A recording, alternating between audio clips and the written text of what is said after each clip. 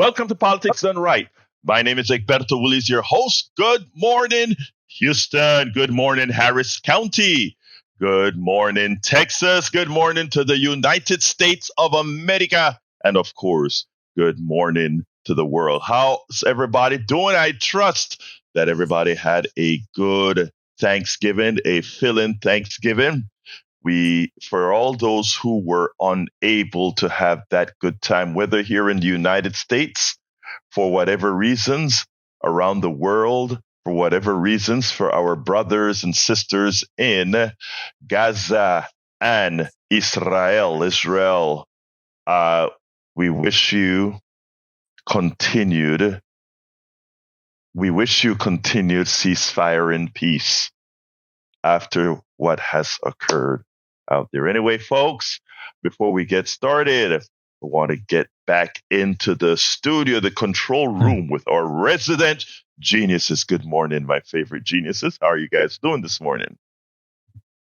How are you, resident genius number one? Resident genius number one. I don't know. I have to ask him when I see him. Good morning, Egberto. It's a day after the weekend. It's the week after Thanksgiving. And I have plenty of leftovers in my refrigerator for my granddaughters. I got a chance to see them. They are 17, 15, 13, and 9. Wow. All girls. Wow. Yeah, that is the house of estrogen. Oh, wow. You had a lot to talk about this Thanksgiving, didn't you? Oh, my girls were fun. We had a good time. I don't get a chance to see them as often as I'd like to, but whenever we do, we get together. It's always fun. They went to my former wife's house and her husband, and he and I talked about building computers, which is one of our hobbies. I've given him a lot of computer parts over the years, and he's a good guy. And nice. Just talked about computers, and then we talked about food, and then he watched some football, and he was watching football. I don't really care much for it, but it was a good time. It went by too quickly, I'll tell you that much. I know. Well, I'm glad that you had fun, man. I'm glad you had fun. How you doing, Brother Jack? Egberto, I'm doing fine. Don't really have much to say today, except when we're out there, discussing things, put yourself in the other person's place. Try to see where they're coming from. Really walk a mile in their shoe before you judge something. And I'm trying to be hopeful for the future.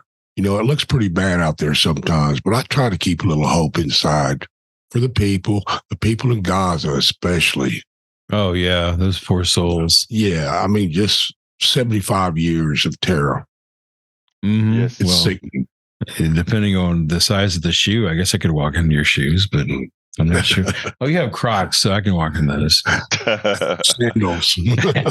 Well, it's an interesting world, and unfortunately, most of us are not the ones that are doing all these things. Most of the Israelis are not the one doing those things. Most of the Palestinians are not the ones doing those things. Unfortunately, because of powers that have other interests. I did a program with Charlotte Dennett, who gives a new perspective to what's occurring in the Middle East, and it's jarring. I played her on Friday, and I'm going to play her sometime on our probably other break on here at KPFT. But it's just jarring. But guys, great being here with you guys. I missed you for a whole lot of days, So I'm getting my fix again with my two brothers. So great being back. Oh, thanks, Egberto. Just one more thing, Egberto. Yes. One more thing.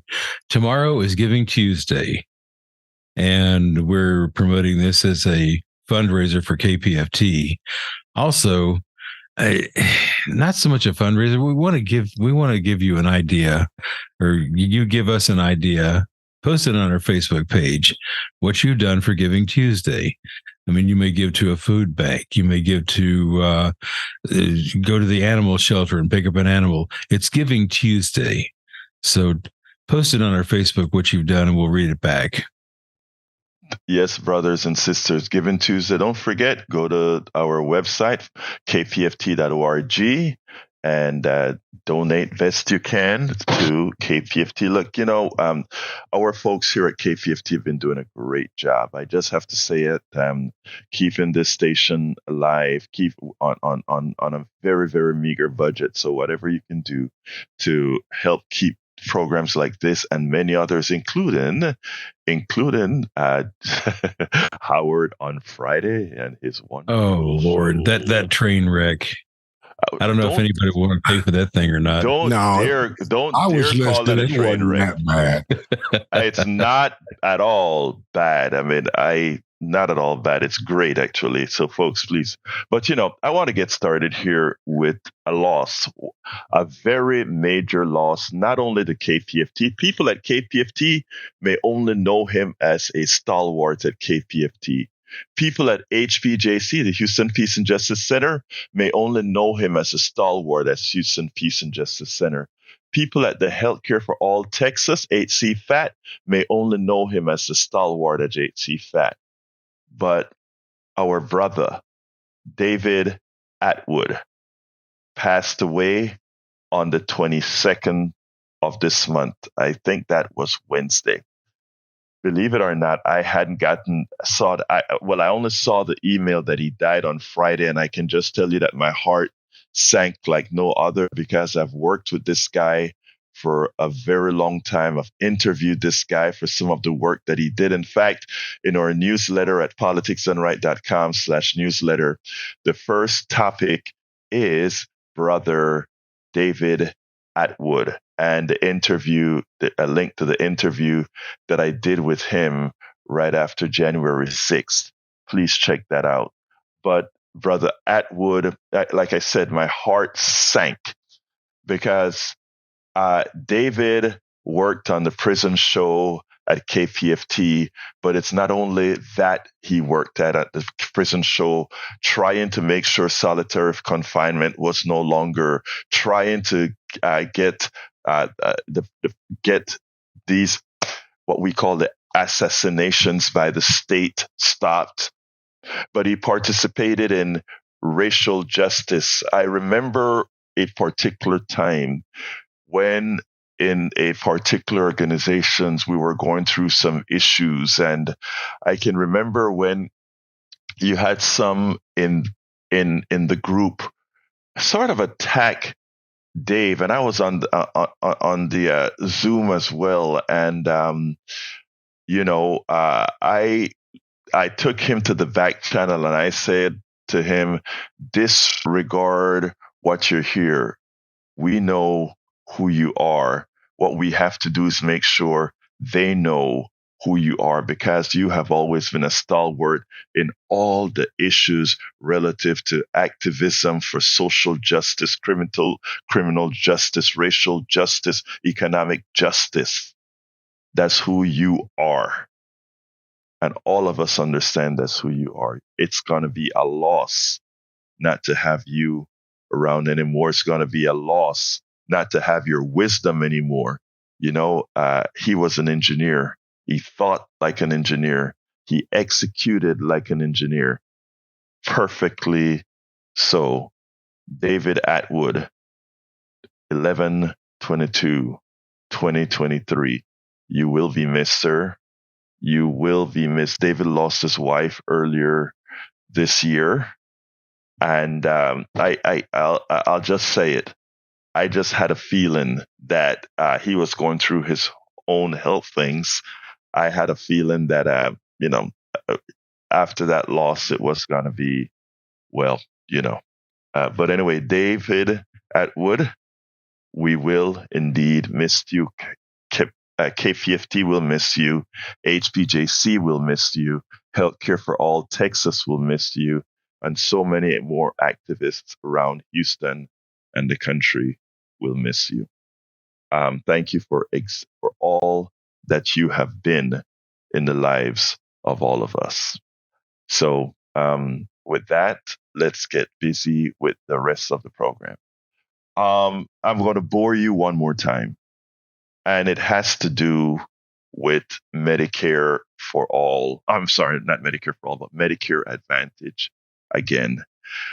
And why am I going to bore you again? And I hope I'm saying bore you. I'm being facetious here, but I really don't want to be boring you on this particular issue. What I want to do is ask you to listen intently. You know, I write a whole lot about Medicare Advantage. I also spoke about I made sure that folks read Thom Hartman's book on our healthcare system. I brought in the Alex I forgot his last name now, from Social Security Works.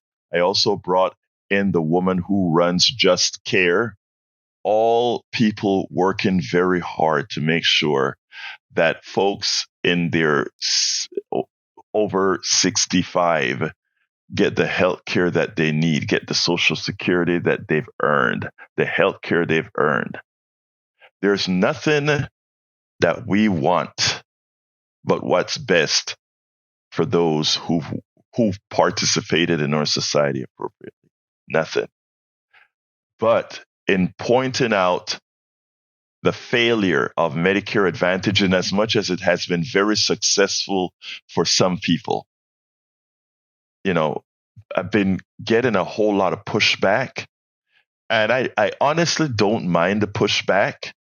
But as I am being pushed back, a lot of people who are making that critical decision right now are seeing that conversation of the pushback. And it's the reason why, as December 7th approaches, when that final decision for this year has to be made, whether you take Medicare Advantage or you take standard Medicare, has to be made. And as such, it is my duty. It is my duty to inform with the truth.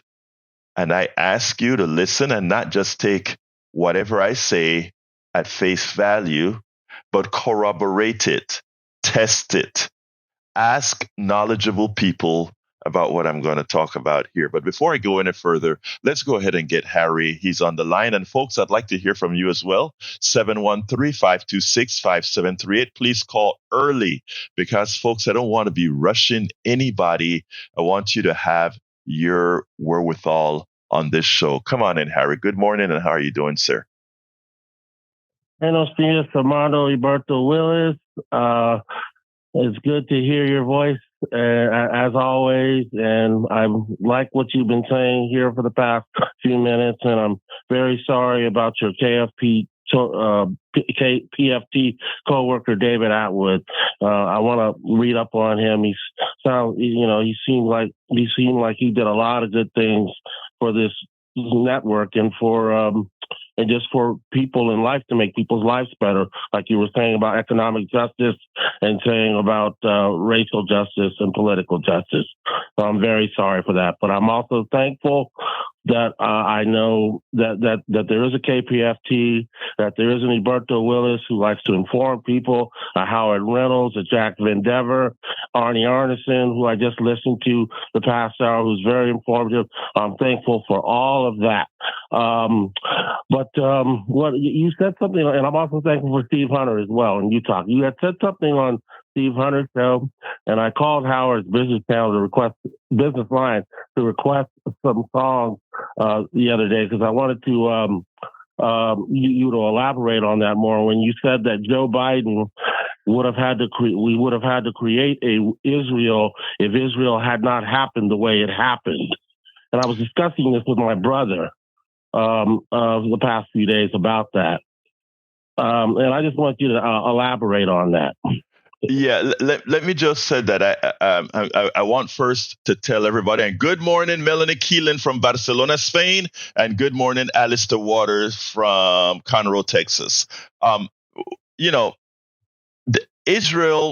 Palestine was under Great Britain, after the Ottoman Empire I could say collapse.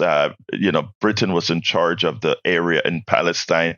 We know all these countries just take what they want, and that's what happened. Then eventually, there are some who believe that that land is God given, and as such, well, I'm not going to go into the technicalities there, but understand that it's Great Britain, the United States, and other Western powers that led or allowed for the creation of Israel, etc. I'm not going to say that they allowed for the booting of Palestinians, or I'm not going to go there right now.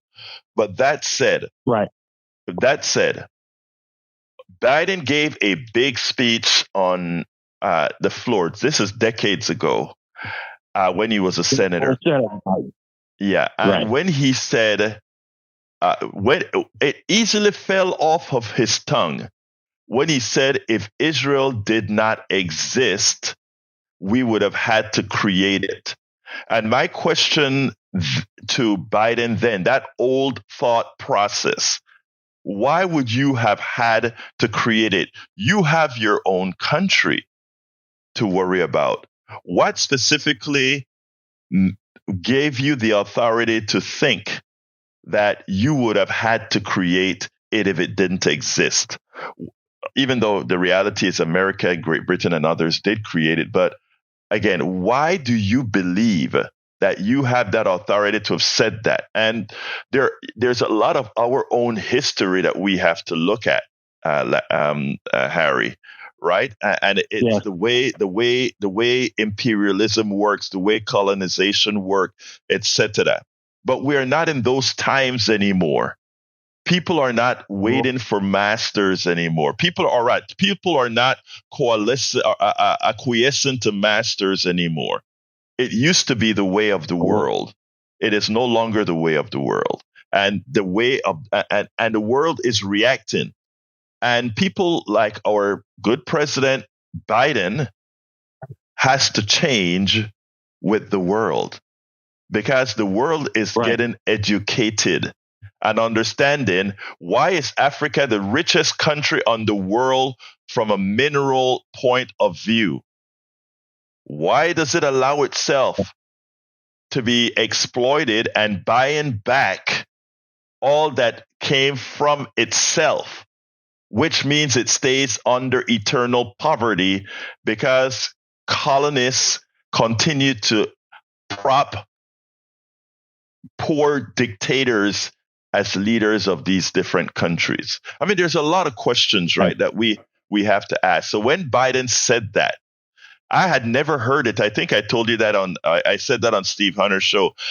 I had, I gave Biden the benefit of the doubt for a whole lot. Now, when I heard that, it was like a sting. And why else was it a sting? Because, again, coming from Central America, coming from Panama, again, some of you are ad nauseum, you hear me say it, but it does something to you when a country feel it is okay to go in, even if it's going in for one purpose. In the case of Panama, to get one person and then murder thousands of innocent civilians to get one person, and then call that collateral damage. The same way people feel about what's occurring in Palestine. Yes, 1,200 Israelis were murdered. And by the way, they were murdered because Netanyahu pretty much made a deal to keep Hamas funded as a source of angst to the Palestinian Authority so that there wouldn't be a two-state solution. So he got burned.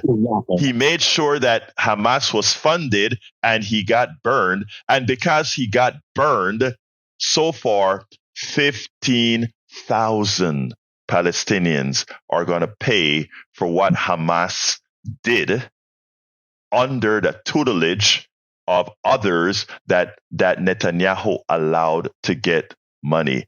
He has responsibility, and others are paying for it. Anything else, Harry? Well, what you're saying is that Netanyahu is doing this for money, and that when Joe Biden made that statement, he's saying that look, those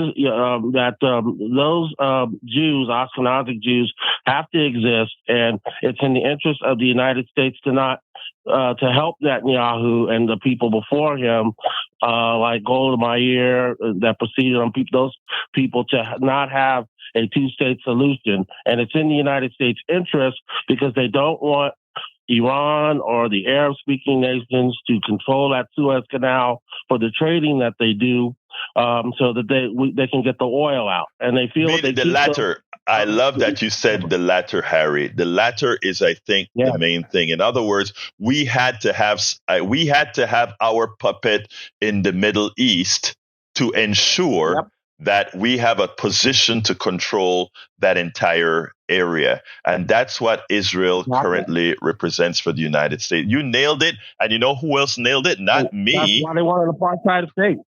Dennett, Charlotte Dennett. I did an interview with Charlotte Dennett. Her dad was the first master spy in the Middle East. And I got an interview with her. She wrote a book called Pipeline something. I don't remember the name of the book, but it's in my blogs. Okay. And I'm going to play that at KPFT probably for the Christmas holidays. But anyway, Harry, thank you so kindly for calling as usual, my brother. Can I say one more thing? Yes, sir. Can I say one more thing? Yes, sir. I listened to Friday's show with Dr. Richard Wolff. I'm thankful for that. I enjoyed a lot of the points he made about America being in decline, about the serial example that he used for capitalism, about what you talked about with pricing power, and how American people cannot be played for suckers by corporations. Very thankful for that man. That man is very intelligent about the economies and how they work. And I'm really glad that you had him on again. And I always listen to Economic Update, and be happy that you'll be interviewing him some more. You know, I'm very thankful that he's very informative on how the economic system works. Thank you, Harry. I will keep interviewing him because he always have new information. The good thing about Dr. Wolff is he's not only spewing theory. He's not spewing like trickle down is supposed to work, even though it doesn't. He actually says how things are, and he shows why what he's saying is truth based on reality-based example. Thank you so kindly, Harry, for calling. That's right. All right, let's go to Spike. Come on in, Spike. Hey, how are you all? I'm doing fine, sir. Yes. Okay. First of all, the Middle East is Africa, you know, so we can get that cleared up. The Middle East is Africa. Yes. What continent is the Middle East on? You know, and why they come with the Middle East? The Middle East of what? You know, I'm the same one that was on there not too long ago and said that the slaves were not free, they were emancipated. I'm that same person. Joe Biden, like he said, if Israel wouldn't have, if they would have had to create Israel, you know, they had to create, they would have created Israel because when they built the Suez Canal, Israel is really the overseer of. That's why they put all them weapons and stuff nuclear weapons and stuff over there, so they can protect that waterway while they going in there stealing all the wealth from that country. That's why Israel exists. That's why they send all that money over there. And the United States is down with the killing of all those people over there right now. Here they talking about we going humanitarian, but they study sending bombs. And they've been sending bombs for how many decades?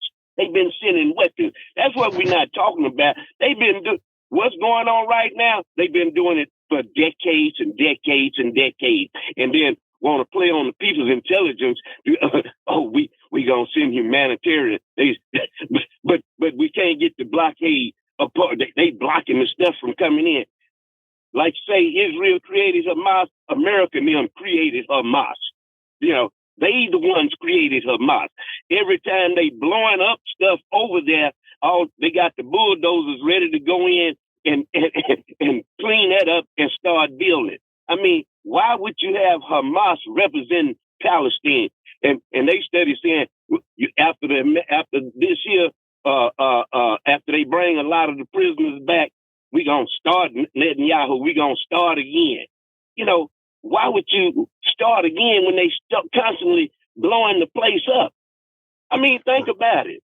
No, I mean, you're correct, Spike. Beforehand, I want to, first of all, Spike, look, I agree with that. Okay. Now I want to say one thing, because a good friend of mine called me up. He's a Jewish friend, and he said, when he sent me a text, and he said, I want to have a private conversation with you. And I said, oh, absolutely, absolutely. And then I went ahead and I called him up, and he said, I can't talk right now, but it's about your shows, on mostly the other show that I do not on air here, but I'm really hard on Israel on the show. And I just knew, oh my God, my good friend's gonna get on my case, but I'm gonna have to be ready to talk to him about why I'm saying what I'm saying. But he knows. But he called me and he said, Egberto, I want to tell you, I am in complete agreement with you, 98% agreement with you. He also said, none of us particularly like what Israel is doing. None of us, your Jewish brothers all over Houston, none of us like it. But he said, let me tell you something, Egberto. All our synagogues right now have to have security guards. All of our nursing homes right now have to have security guards. And before I knew what he wanted to tell me, before he told me anything, I said, you know what? I won't use his name.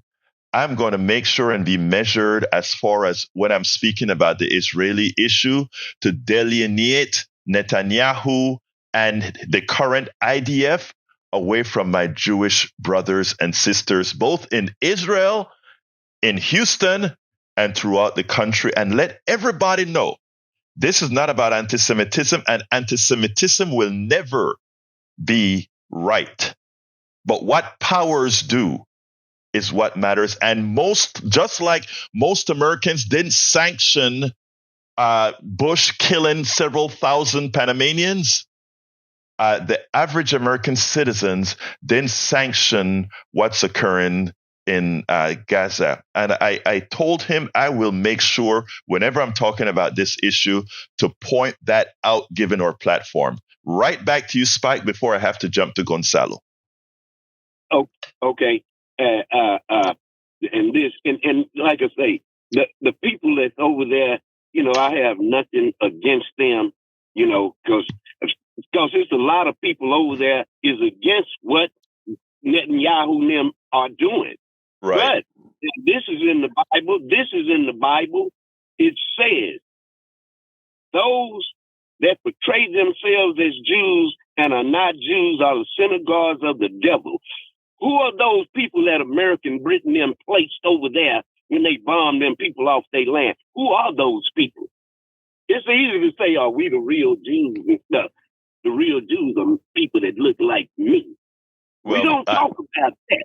They don't want to come with the real history of it.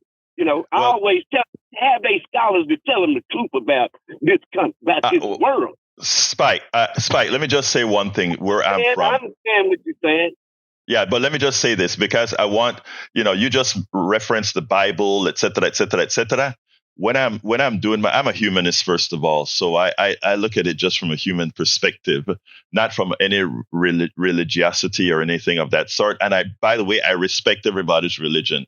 That said, I consider us all humans, and whoever wants to call themselves a Christian, call yourself a Christian. Whoever wants to call yourself a humanist, call yourself a humanist. Whoever wants to call yourself a Jew, call yourself a Jew, a Muslim, or whatever. I don't think that. Well, why they don't want us to call ourselves the Jews? Wait a minute. Spike, you're absolutely right. It shows you that racism has no boundary. That's what it shows, brother. In other words, right. And racism, brother, is also a stupid thing. Pigmentation to determine what somebody is or is like is a stupid thing. And you and I both know that. We've suffered through that. So, we got to get it right. And we need to make sure those of us who have suffered through the indignities of racism and all the other isms, we shouldn't use that suffering to be the same. because, that doesn't solve problems. We have to be different from Only those. love conquer hate. Right. Thank you, brother. You have a great day, Love. Spike. You named it. Thank you, brother. Have a good one. Let's go to Gonzalo. Come on in, Gonzalo. Estás caliente, Gonzalo. I can't hear you. Okay. Gonzalo, I can't hear you. So let's put Gonzalo. If Gonzalo is on hold, then let's go to Emmanuel. Morning. Emmanuel, good morning, sir. How are you doing? I'm doing well. Listen, hermano, I think a little. I understand everything you're saying. Yes, sir. And I agree with you. Mhm. I definitely agree with you because, what is right is right. Mhm. But this what I have for you. Mira, if you are living in an area Mhm. where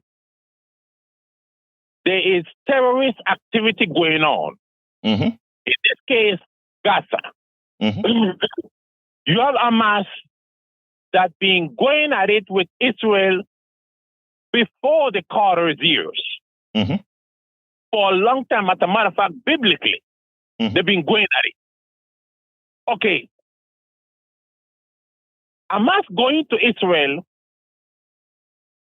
kill a lot of people, children, women, men. And now that Israel unleashed their power militarily and Gaza, everybody's crying and pointing the finger at Israel. Now, Mhm. okay, just give me a second here. Just give me a second. Oh, sure. Absolutely, sir. Absolutely. I'm not a specialist in this and so on. I just have, a couple packets of intelligence and wisdom. Eso es todo lo que yo tengo. Claro. And I believe that if you come into my house and you kill my family, I have the right to go offer you anywhere I feel like. It's what I feel like. And for them today to want to point a finger at Israel, and Israel is this and what to sanction Israel and all that stuff, I think something is wrong. Somebody playing here with people's lives. Mhm. Because it doesn't make no sense. And if Can I I'm wrong, answer? hermano, please tell Okay. me I'm wrong. I'm going to get up. No. It's not. This is not about wrong or right, Emmanuel, because a lot of perspectives that we have, my brother, it comes from a lot of what we have been told, right? And that's me as well, right? All of us we've been told things, we've been indoctrinated with things, etc. All right. So let's start under your premise, which is correct. Somebody came in, Hamas came in. First of all, you pointed out correctly that there has been a blood rift between, let's say, between Israeli Jews and Palestinian Muslims for a very long time. And by the way, if you listen to some of what Spike said, you have to realize that's true, because what he said, I'm just talking about from a colorization problem. The people that are running Israel right now are not really native of that land per se. I mean, that Netanyahu and many of the leaders of the IDF are pretty much European, right? That doesn't really represent exactly as what Spike said. I'm only bringing that into context because it comes into the colonial conquering kind of a domain. But I wanted to put that on the face. Now, that said, that we also had a Netanyahu who understand that there is a blood rift between, let's say, many Palestinians and Jews, meaning Hamas and I don't want to mix up Hamas and Palestinian, but Hamas and Jews, and you allow them to exist. Remember, Netanyahu allowed Hamas to continue by allowing third parties to fund Hamas. He said it in his Likud meetings. They wanted Hamas to exist because nobody would think that it's okay for Israel to go ahead and create allow a Palestinian state side by side if the negotiations had to happen with Hamas and not the Palestinian Authority. So Netanyahu made sure that Hamas stayed in existence. That's a fact. It's been reported by Haaretz, the leading progressive newspaper in Israel, not here in the United States, in Israel. It's reported that he allowed that to occur. What happened is he got burned.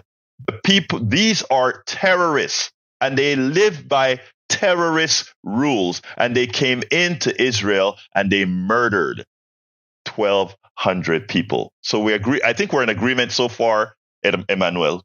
Now let's continue a bit further. Okay, continue a bit further. Now, for revenge of that killing that would not have occurred had Netanyahu not allowed Hamas to be funded, he goes into Gaza under the pretense that he is going to kill the killers of his people. In the process of trying to kill the people that killed his people, he feels it is okay to have collateral damage of 15,000, not 1,200, not comparable, more than 10 times what Hamas did in Israel. He think it's okay for 15,000 Palestinians to live because they live among the terrorists.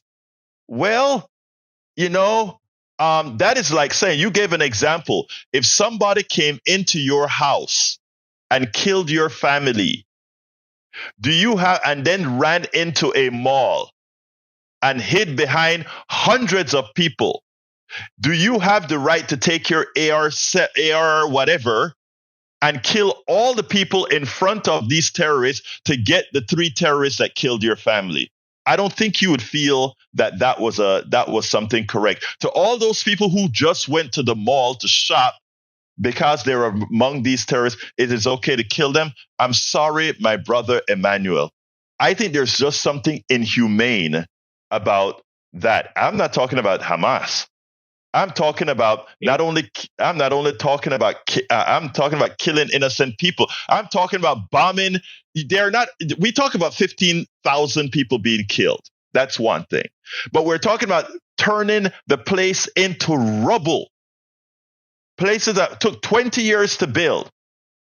Those people are in dire straits, not for one day, not for 1 year, but for a generation. Netanyahu eliminated a generation of living in people that were already in an outdoor prison. So the Netanyahu government, they're not the innocent ones here. And my friend, the one that I spoke about earlier, my Jewish friend, actually all of my Jewish friends, they're telling me the same thing. We are not with Israel at all on this. We want an Israel, but we're not with Israel on this. And they wanted me to know what they wanted me to be is tempered with my message. Go ahead, sir. Okay. Just allow me this. Okay, I agree with you because I've been following a little bit Netanyahu, and I know in some words he's a dirty little crook. Yes, I know that. And one of the things that they never talk about, it was the elections here, the presidential election in 2016. La mano de Israel was involved deeply here in the United States. Claro que sí. And nobody said nothing. Nobody said nothing. Okay, cool. But I also believe, as a human being, that if I live in a place where the two neighbor countries are at each other's throats, I think my responsibility to me and my family is to get up, back up, and go live in Londres or Panama or somewhere. Yo te entiendo, hermano, te entiendo. I won't stay there.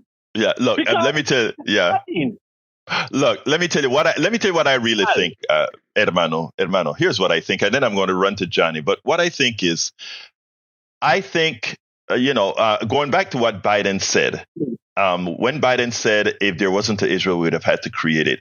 That stuff still stings me, right? But let me tell you what I think.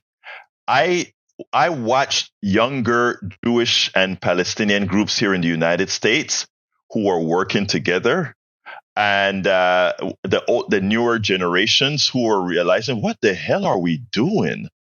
And my daughter has a way of saying, you guys are going to die out anyway.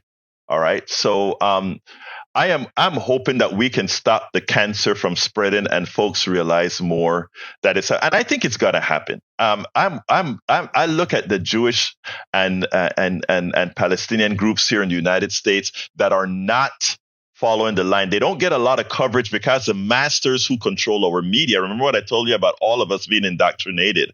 The masters who control our media, it will not help their financial interests. Listen to that woman that I'm going to have on called Charlotte Dennett, but it doesn't match their financial interest for this peace that these two are coming to. So mark my word, if we can avoid the catastrophe, I repeat, if we can avoid the catastrophe, things will eventually be good, but we got to avoid that catastrophe first. But hey, mira, Emmanuel, tengo que ir a otra llamada. But thank you so kindly, brother. Wait, Emmanuel, remember, yes, Bush #1 came into Chorrillo, and you know where Chorrillo is, and murdered a lot of Panamanians for one guy. Whether you like Noriega or not, a lot of our brothers and sisters were bombed like holy hell in Chorrillo. Just want to remind you of that. Thank you, my brother. Oh no, and I lamentablemente yo estaba ahí. There you go. Yo estaba ahí en los 89. There you yo go. Estaba ahí. Y a mí no me gustó esta vaina. Okay, a mí no me gustó esta vaina. Okay, thank you, my brother. We'll talk later. All right, let's go. Come on in, Johnny. Mayor McCheese, if you please. I like the way you turned your Emmanuel's his analogy around to bring him to the mall. No, look, wait. Let me stop you a second, Johnny. I don't look. Let me tell you what happens. What we do, and you do it too, right? What we do is we go against the counter narrative that's out there. Under the narrative that we hear every day, Emmanuel has every right to believe as he did. And that's what I even talk about some of my Trumpsters, right? Based on the information they're getting. And that is our job, brother Johnny. Our job out there that we claim to do is not let these clowns that are lying to America get away with it. Anyway, talk to me, Johnny, because our phones are filling up.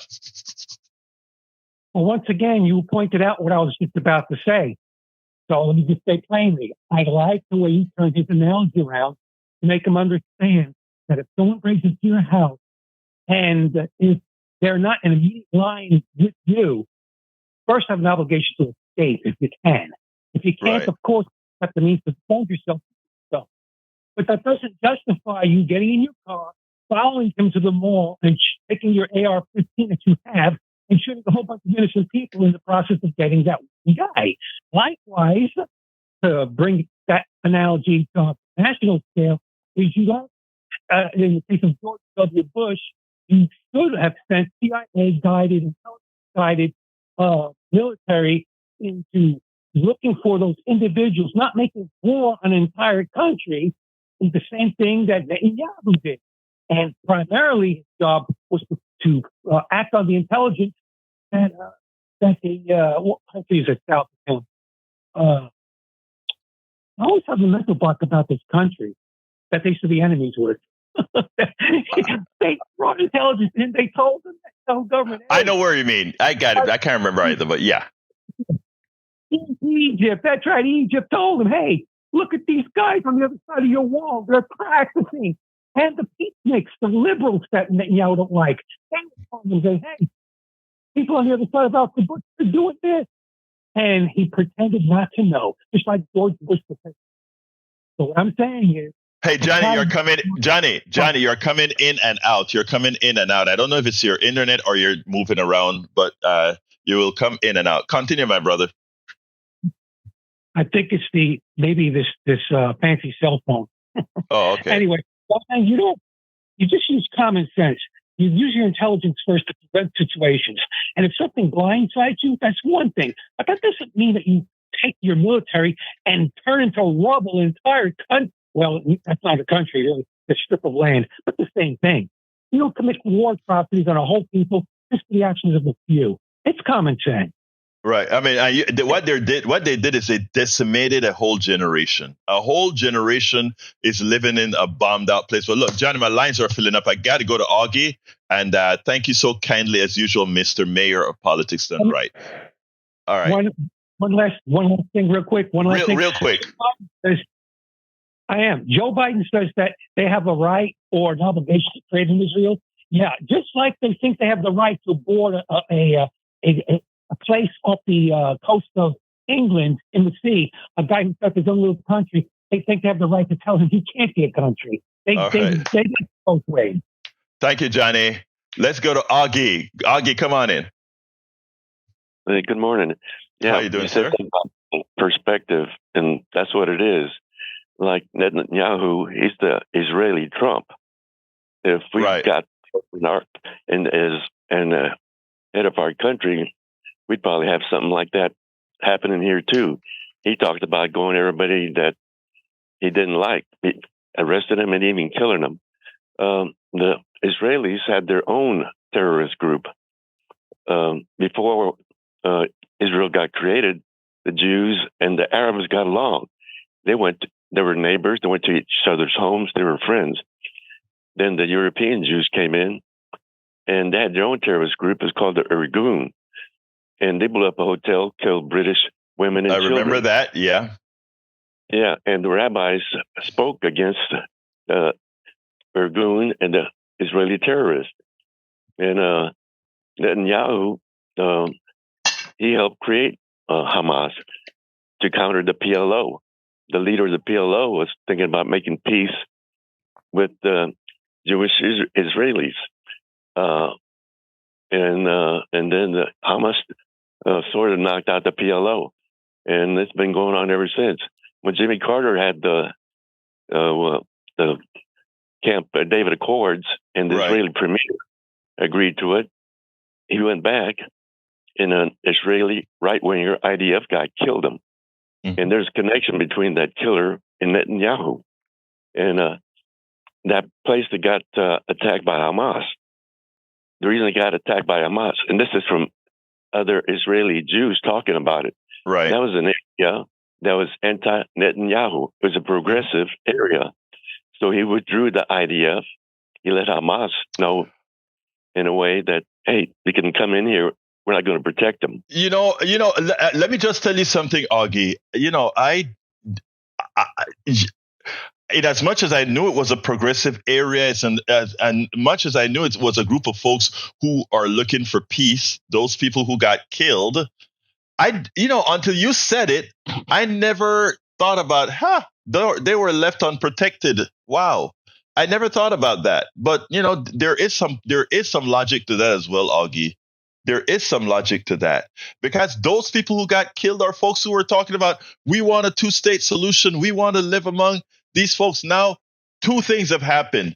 They're concerned. I mean, you're so right. Augie, I need to go to another call, but give me a quick sentence to finish up and go so I can go to John. So what's happening now over there could happen here. Remember January 6th? Yes. And Trump said he will continue that type. So what happened over there in the Middle East could happen here in the United States if Americans aren't aware and watch out for the perspective and watch what they're being told. Thank you, brother. Thanks to you, and I'm thankful for you and Howard and Jack. Thank you. And, I'm thankful for Howard and Jack too, man. But look, thank you very much, Augie, actually, Augie is one of our great supporters to make sure that we can stay on air. Thank you, brother. Let's go to John. Come on in, John. John, you're on. Maybe you're on mute, John, but we're on with you right now. And folks, while John tried to get on, I want to tell you that for all the things that we were supposed to cover today that we didn't cover, because I always give priority to the phone lines, please go to politicsdoneright.com/newsletter, politicsdoneright.com/newsletter, and all the links are there as well. All right, John, are you there or are you not there, John? Okay, we don't seem to have John. So let's put John on hold and go to Brian. Okay, come on in, Brian. Yeah, you remember the big freeze took place February 24th? Yes, sir. Yes, I do. Okay. Now, when we started getting power back, when I started getting the information, I went to MSNBC, and they said that the problem started when the gas froze in the pipelines. And that started me thinking that's impossible. But then they also said that it was the Republican governor of Texas that didn't winterize the wind towers. Okay. Now, do you know the difference between a solid state, liquid state, and gaseous state? That's been established, right? I'm an engineer, sir. I know all there is to know about, from ideal gases right down to all of that. Make your point, because right now you're about to get in trouble, but go ahead, make your point. Okay. University of Texas, Austin, events, the timeline, 2021, the grid failure. Start at page 30. Then go to the Baker Institute for Public Policy. You can download that. You know that natural gas freezes at minus 87 degrees Celsius? How am I going to get in trouble for that? It's called information. Because you don't know what you're talking about. Let me explain something to you about pipelines, okay? When we talk about weatherizing pipeline, it's not just for weatherizing a gas that behaves similar to ideal gas likes, which it says, okay, natural gas freezes at that temperature. It's because when natural gas is flowing, it's not only flowing, sir, as natural gas, it is also flowing with water vapor, etc. So when you don't have a weatherized pipeline, what occurs is all the impurities, etc., within that pipeline, some of which does not freeze at 85, but at 4 degrees, or rather, starts to expand at 4 degrees centigrade and freeze at STP at 32 Fahrenheit. That's where the problem comes in. So again, my brother, and this is what drives many people crazy. As opposed to trying to find me wrong, try to find out what the problem is. And if you heard, no, you did not. Again, you did not read correctly, because you missed the point when you tell me that it freezes at minus 86. Which is correct. You forgot to note that what's flowing in those pipelines are more than just pure natural gas, but that are things that can freeze. And that is exactly what occurred, my brother. Come on. No, sir, you're wrong. And 21. do not try, sir, my brother. I'm not asking a question here. I'm not asking you. I'm telling you, you're wrong. Weatherization was the problem on why the gas systems went down. It's not just about natural gas flowing. It's about all other parts of the system that went down. Okay? The wind turbines failed first. I am not, sir. I'm not gonna go into that with which failed first or whatever. I'm simply saying, when your governor came out and said the problem with our grid was affected by green energy, he was lying. Okay? He was lying. Whether you want to accept it or not, sir, he was lying. And you know what? Let me tell you and for all the listeners out there, I want you to listen to this very well. Instead of solving the problem, and this goes when I was going to talk about Medicare as well. Instead of concentrating about who and what's doing something wrong, trying to work against your fellow man, that has been suffering through the same thing that you have. Brother Brian suffered through the crisis, just like the person who died in Waco or whatever. And for you to try to come here, my brother, and defend a system that has failed shows you the mental state that we have been left in by the indoctrinative Cato Foundation, Heritage Foundation, and all these things that indoctrinate you into becoming a slave of the system. Right now, since I am about to end the program, I'm going to have to tell you, we'll talk tomorrow. Because right now, my dear brother, I don't think America needs to hear more fallacies of what it's hearing. And I want to have 1 minute of Medicare. So thank you for calling, and you have a wonderful day. Sir, let's go ahead and talk about Medicare. I only have 30 seconds to say this. Folks, I'm gonna re-up this tomorrow because of all the calls that I got today. Please, when I tell you that Medicare Advantage is a fraud and is a scam for all my friends who have it and it's working for them, remember, if it's working for you temporarily while you're healthy, while things in that plan is doing fine, it doesn't mean it will be that way going forward. We are giving you why the constructs of Medicare Advantage will continue to fail most and eventually will fail all and would put us into the same kind of healthcare system we have with people under 65. But we'll talk about that now, tomorrow, and the days to come before December 7th. They have a lot of money to invest to lie to you, and that is what they're doing. Let me go to the control room. Come on in, my brother, Howard and Jack. Well, very lively discussion again this morning, Egberto. We got a lot of calls and a lot of new calls too, which is very exciting for us because we like new callers. And that's it. That's what I got for you. Jack, got some wisdom for us? Yeah, for me, Israel was created as a wedge to insert influence and control of the area. Some things in politics were designed to be broken, and Israel is one of those. Those rats. Anyway, let's close this baby down. I want to thank Howard. I want to thank Jack. I want to thank all of my listeners. Brian, I'm very sorry I had to cut you off. You know, it breaks my heart to do that, but I didn't have enough time to go into the back and forth with you today.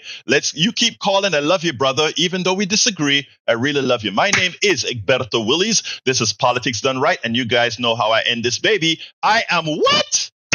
Out.